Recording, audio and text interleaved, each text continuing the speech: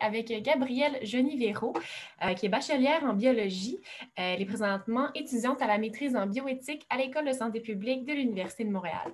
Elle se spécialise en éthique du numérique et de l'intelligence artificielle avec une curiosité sous-jacente pour l'interface humaine-machine, la singularité et le transhumanisme.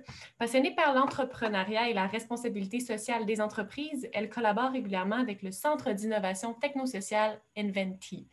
De plus, elle s'intéresse aux activités de transfert de connaissances, vulgarisation scientifique et de communication publique. Le titre de la présentation, les déterminants numériques de la santé. Merci beaucoup. Je pense que ça va faire une super bonne suite à la présentation d'Emmanuel que j'ai adorée en passant. Vraiment, merci beaucoup pour ça. Alors, sans plus tarder, sans skipper de diapositive, je vous expose, pour commencer, juste une mise en situation. Pour beaucoup, ça pourrait ressembler à votre quotidien en confinement. Prenez-le pas personnel, je n'ai pas espionné personne. C'est juste qu'on a pas mal la même vie actuellement. On commence par s'imaginer une personne qui se lève le matin. Elle peut ouvrir son ordinateur, son téléphone. Elle peut y passer une journée super productive, mais aussi très, très ludique grâce à l'Internet puis aux outils numériques. Donc, elle peut faire le tour de l'actualité du jour, elle peut payer ses factures d'électricité, elle peut répondre par courriel à des clients de son entreprise si c'est un entrepreneur, elle peut faire un appel vidéo avec sa famille, commander un repas avec une application, répondre à un message sur un site de rencontre, ou en deux parties d'un jeu en ligne avec ses amis, eux-mêmes cachés chez eux, en confinement peut-être. C'est des amis que la personne n'aura peut-être jamais rencontrés. Ça peut être une amitié qui est simplement basée sur le jeu. C'est des choses qui arrivent. Donc, dans mon scénario, sans quitter sa maison, cet individu-là a vécu sa vie citoyenne et professionnelle, familiale et sociale. Elle va s'être divertie. Elle va avoir répondu à ses besoins de base, elle va avoir mangé, commandé un repas, puis entretenu sa vie personnelle. Sa seule nécessité pour cette vie, c'était un accès à Internet puis un outil pour la matérialiser, que ce soit un ordinateur, un téléphone, une tablette, des fois juste des montres connectées. La participation des utilisateurs à une vie connectée, qui touche de plus en plus de sphères de la vie physique, a créé deux sociétés sympatriques, c'est-à-dire où une émerge distinctement de l'autre en un même endroit. Fait que cette société-là, dans ma présentation aujourd'hui, je vais l'appeler le technosystème. Et c'est l'utilisateur que je vais appeler le citoyen numérique dans ce contexte-là. Donc, le citoyen numérique vit dans le technosystème, qui est une métaphore qui est dérivée de la notion d'écosystème, plus connue en biologie. Donc, ça explique un peu le background de biologie que j'ai. Comme dans un écosystème, le technosystème, c'est le récipient de plusieurs membres et structures qui ont des liens dynamiques entre eux. Fait que ces membres, ça peut être le citoyen numérique qui accumule, utilise et vit avec des ressources technologiques, le citoyen numérique quand il vit des expériences sociales en utilisant les réseaux sociaux et des sites d'actualité qui lui permettent de complémenter sa vie physique. C'est aussi des compagnies qui donnent accès à des ressources, par exemple Amazon ou Steam, ou encore qui vont aussi donner des habitats, comme Facebook, Twitter, Reddit, un jeu vidéo. Ça va être considéré comme des habitats dans le technosystème. Puis ces dynamiques d'interconnectivité-là peuvent pas se passer sans les fournisseurs Internet. Donc, sans Internet, il n'y a pas de technosystème.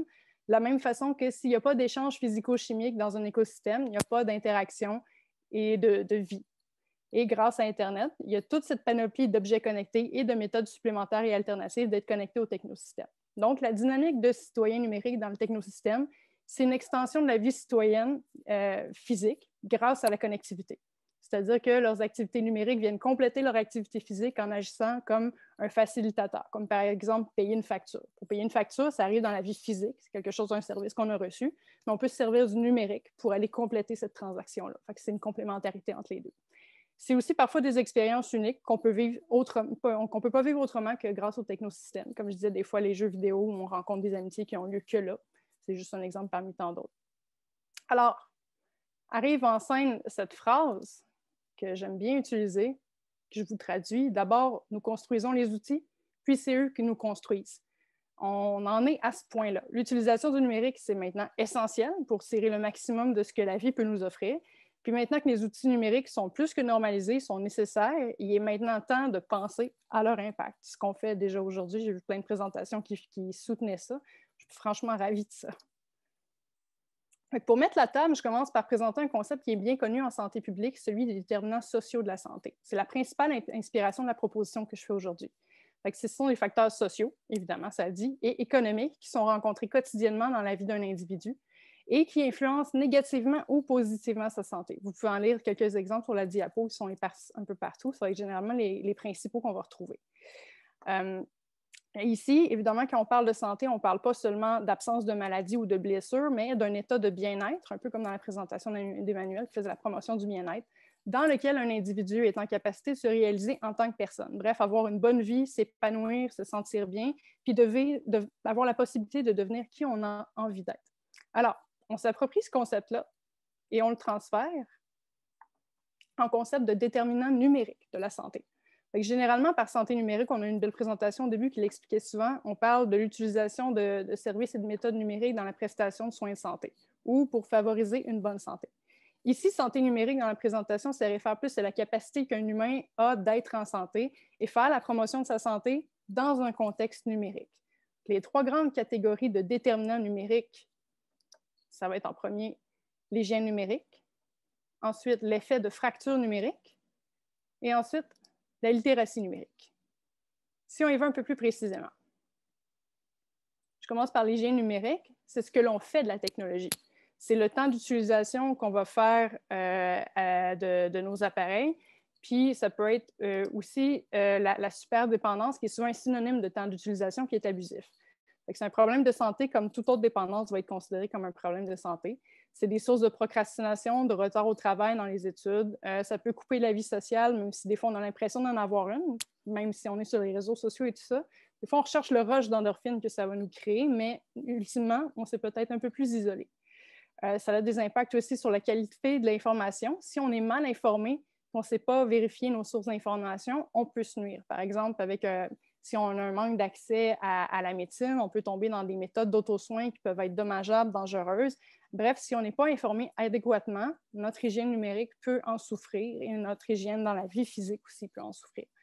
Ça peut aussi avoir des liens avec l'utilisation sécuritaire du numérique. Si on n'a pas une bonne hygiène numérique, une bonne façon d'utiliser nos outils, si on est capable de le faire, on peut éviter l'usurpation d'identité, la fraude, le vol de nos données personnelles, toute l'escroquerie, tous les trucs malicieux qui peuvent se passer par le numérique. Si on a une mauvaise hygiène numérique, ça peut en avoir un impact. Ensuite, la fracture numérique, qui définit notre accès à la technologie, que ce soit l'Internet ou les outils numériques, qui peuvent avoir un impact sur notre bonne santé. La fracture numérique, elle peut être due à il y a fracture numérique si on a une mauvaise capacité à comprendre les outils numériques et la façon dont ils fonctionnent. La littératie numérique, qu'on verra après, est un peu référée à ça. On peut penser, par exemple, aux personnes âgées qui ont peut-être plus de difficultés à saisir la technologie. Ils sont victimes d'une fracture numérique.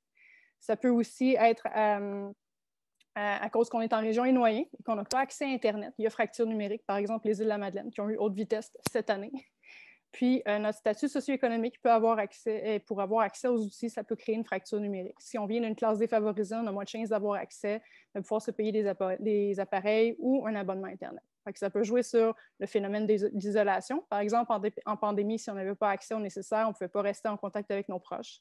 Ça peut jouer sur l'employabilité. Le recrutement se fait beaucoup en ligne. Si je n'ai pas accès, j'aurais plus de difficultés à trouver un emploi. Puis beaucoup d'emplois sont en ligne maintenant. Donc souvent, on va demander d'avoir un bon Internet. Si ce n'est pas disponible dans ma région, j'ai moins de chances d'être employable aussi. Ça peut amener un retard éducationnel. Encore une fois, la pandémie, tout est tombé en ligne. Si on n'avait pas accès, ça devenait compliqué. Même sans ça, il y a beaucoup de choses qui sont dépendantes de l'accès à Internet quand on est aux études. Il faut avoir un ordinateur. Les études se passent là-dessus, les accès à des bases de données, les remises de travaux, ça se font par là aussi beaucoup maintenant. Puis, ça peut aussi faire un retard culturel parce qu'il y a beaucoup de phénomènes socio-culturels qui ont lieu là. La consommation de musique, de séries, même la littérature s'y passe beaucoup. C'est de plus en plus exclusivement. Encore une fois, c'est l'exemple de la pandémie. Si on n'avait pas accès à ça, on cumulait un retard culturel. Ensuite, et en dernier, la littératie numérique, c'est d'être capable de comprendre, opérer et contextualiser nos outils et les choses auxquelles on a accès. Un manque de littératie numérique peut, comme pour la fracture numérique, exacerber notre retard éducationnel et culturel. Si je ne suis pas en mesure de comprendre les outils à ma disposition, je suis victime d'une forme de fracture numérique. Mal comprendre la façon dont l'information nous est présentée par les algorithmes contribue au phénomène de bulle informationnelle, par exemple, ce qui contribue à la désinformation, et ça nous rapporte à l'hygiène numérique au début et les enjeux de désinformation. Vu que les algorithmes sont faits pour nous montrer ce qui nous fait réagir et non pas ce qui est nécessairement vrai, on n'est pas toujours exposé aux plus belles parties de l'Internet. Mais si c'est tout ce qu'on voit, on peut finir par y croire. C'est vrai, je l'ai vu sur Internet, devrait plutôt être « mon Internet me l'a montré ». On n'a pas tous la même expérience en ligne. Fait que si je récapitule de bout à bout, le citoyen numérique est l'habitant du technosystème. Sa place dans ce technosystème est déterminée par sa littératie numérique, qui lui donne la capacité d'interagir et de s'épanouir dans son environnement social, professionnel et personnel, autant physique que numérique. Un manque de littératie numérique ou une situation géographique désavantageuse peut créer un phénomène de fracture numérique qui peut nuire à nos opportunités et la possibilité d'avoir accès à des chances égales face à nos pairs, ce qui pourrait effectivement exacerber les problèmes de santé et les problèmes sociaux. Fait que si on identifie les déterminants numériques de la santé, qu'on se penche à comprendre leur relation avec l'état de santé d'un individu au sein d'une population, ça permettrait d'intégrer la notion de santé numérique dans un portrait global de la santé d'un individu et des populations, un peu à la manière du mouvement Une seule santé, qui comprend la santé comme étant quelque chose de global en interaction avec les humains, les animaux et l'environnement. On passerait ainsi d'un paradigme où le numérique est considéré comme un outil à un, il pourrait être considéré comme un droit de l'homme qu'on doit défendre et promouvoir pour la santé de tous. Et voilà. Pile dans les temps. Pile dans les temps, hein? J'ai dit une minute, j'étais stressée. Merci pour la présentation. On va passer à la période de questions. Oui, merci Célia. Pour l'instant, on n'a pas de questions. Je n'ouvre pas. On a 5 minutes.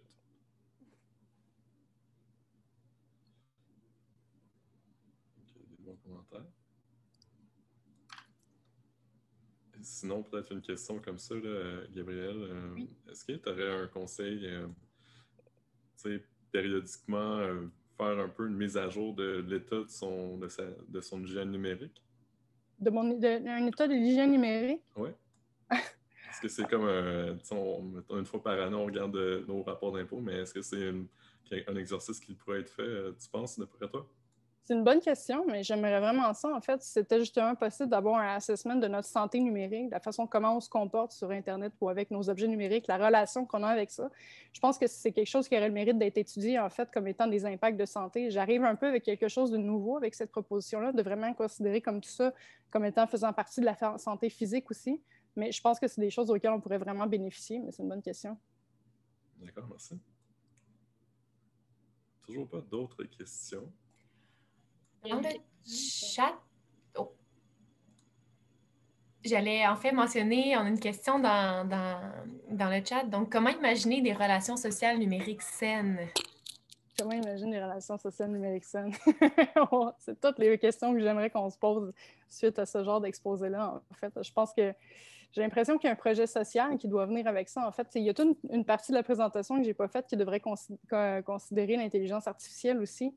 Parce que l'intelligence artificielle a cette belle capacité-là de mettre la technologie sur stéroïdes, que j'appelle. J'aime pas, généralement, je fais de l'éthique de l'IA, mais j'aime pas la séparer du numérique parce que je trouve que tu peux pas juste faire de l'éthique de l'IA sans considérer tout le big picture qu'il y a avec le numérique. Fait que cette tendance-là que l'intelligence artificielle a à exacerber tous les problèmes qu'on a, je pense que c'est quelque chose qui aurait le mérite d'être étudié justement pour réussir à faire ces assessments-là, justement. Fait que comment imaginer les relations sociales numériques saines? Je pense que c'est une question de société qu'il faut se poser. D'accord, merci. Merci Célia d'avoir cerné cette deuxième question. On a une troisième question de Frédéric Tremblay. Pensez-vous qu'il y a un avenir pour le débat politique sur les médias sociaux, sur une plateforme numérique autre? Ça reste un moyen de dépasser les bulles informationnelles. Aïe, aïe, aïe, aïe. C'est ce qu'il y a un avenir pour le débat politique sur les médias sociaux, par exemple? Est-ce que tu penses, comme moi, à la section commentaires qui a l'air d'une zone de guerre ces temps-ci devant... Tout devient politique, en fait. Ça devient compliqué. Moi, j'ai l'impression, c'est une solution à laquelle on avait pensé. J'ai fait une petite mention précédemment, comme au début de la présentation, à la plateforme sociale Reddit. Sur Reddit, il y a des bots qui sont modérateurs là-dessus puis qui donnent un coup de main, justement, à la modération des subreddits, des sous-communautés qu'il y a là-dedans. Parce qu'évidemment, il y a tellement de monde là-dessus, ça prend de l'aide, justement, de bots qui vont être capables de repérer du discours haineux ou de la désinformation, des trucs comme ça. Actuellement, sur les réseaux sociaux, les bots ne sont pas très bien vus, puis généralement ont été utilisés de manière un peu plus malicieuse. Mais j'aurais l'impression qu'il y aurait une solution justement, on parlait d'intelligence artificielle plutôt, puis le Natural Language Processing, si on acceptait d'avoir un peu plus de bots avec nous sur Internet pour nous assister dans cette modération-là, puis avoir une compréhension des contextes, puis des discours haineux, puis des choses qu'on ne souhaite pas nécessairement voir sur des pages, je pense que c'est le genre de truc qu'on pourrait avoir pour justement pas censurer personne, parce qu'actuellement, la solution que les gens ont, c'est on censure, on délite les commentaires, et on essaie d'avoir le moins de vitriol possible. Mais si on a une manière de le réguler, comme par exemple avec des bots qui pourraient venir aider, tempérer le discours, repérer la désinformation, envoyer des informations plus claires ou plus véridiques à un commentaire qui a été repéré comme une fausse nouvelle, c'est le genre de truc qu'on pourrait utiliser. Si on peut utiliser la technologie pour vaincre ces problèmes qui sont liés à la technologie-là aussi. Je suis beaucoup plus du côté techno-solutionniste, techno-progressiste que du côté où je ne veux pas la technologie, puis je trouve que ça a un impact négatif. D'accord, merci. Ça fait plaisir. OK. Oh, on a une question de Marjorie Côté qui nous demande, avec la montée de l'intelligence artificielle et des appareils connectés, comment serait-il possible de permettre à des gens subissant des fractures numériques de se mettre plus rapidement à niveau? J'aime beaucoup revenir avec ce concept-là de projet de société, parce que justement, la société s'est tellement transformée avec le numérique et beaucoup plus rapidement qu'elle était prête, parce que justement, le numérique a cette tendance-là à rendre tout plus rapide et à réaliser tout plus rapidement. Quand je parle de projet de société, c'est que je pense qu'il y a une éducation qui doit être faite à partir du début sur la manière d'utiliser sainement les appareils. Puis, par exemple, par fracture numérique, si c'est une fracture numérique d'un point de vue de la littératie numérique, par exemple, qu'il n'y a pas assez de gens qui comprennent les outils pour bien les utiliser puis bien vieillir avec, disons qu'on commence au plus jeune âge, ce serait une manière de régler cette fracture numérique-là. Pour ce qui est, par exemple, d'une fracture numérique qui est sur la connectivité ou quand on est en région éloignée, c'est quelque chose qui va arriver avec le temps, j'ai l'impression. Mais de plus en plus, comme avec la présentation qu'il y a eu sur le VR et tout ça, il y a de plus en plus d'outils et de manières d'aller rejoindre les gens à des endroits qu'on ne pensait jamais pouvoir aller les rejoindre pour pouvoir faire la promotion de l'éducation, puis de la santé, puis donner de l'information et essayer d'empower un peu toutes les communautés qui sont plus difficiles à rejoindre. Donc, par exemple, je pensais à l'utilisation du VR dans les maisons de personnes âgées, comme dans la présentation tantôt. Ça serait possible de pouvoir faire des séminaires là-dessus en VR pour initier, par exemple, des personnes plus âgées ou encore peut-être avec un peu moins de capacité à se déplacer pour avoir accès à cette éducation-là aussi.